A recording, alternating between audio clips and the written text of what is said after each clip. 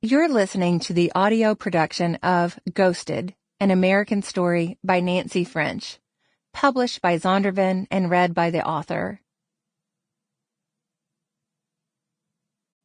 To David. I was lonely. Yeah, that's the word.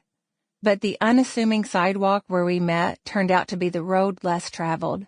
In spite of protest, we took it. Life propelled us hand in hand towards destinations I never imagined. Surprised at every turn, delighted by your jokes, bored by your movie choices, comforted by your presence. Then life, war, pushed us apart. But that didn't matter because by then, home was no longer a destination. It was a person. I just love you. Acknowledgements.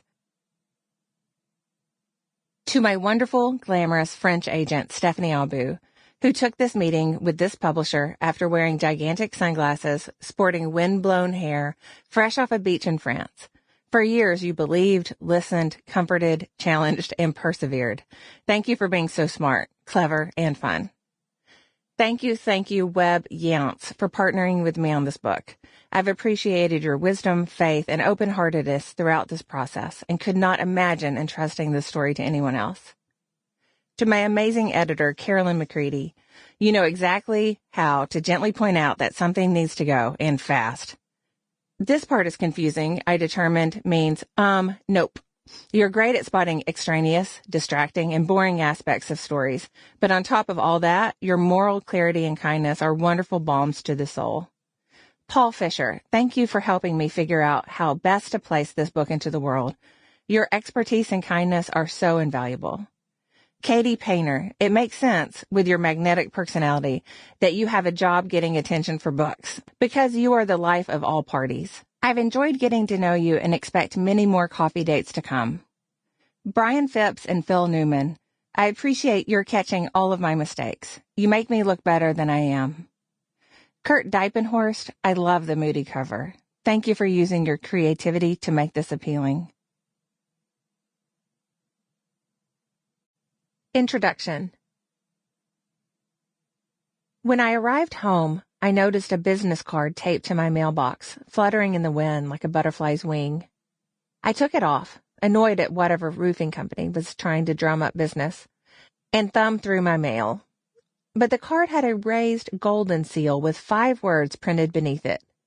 The Federal Bureau of Investigation. Contact me at your earliest convenience.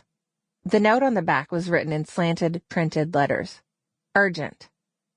My chest tightened as I dialed my husband. The FBI? David was on a business trip, and his voice sounded distant now.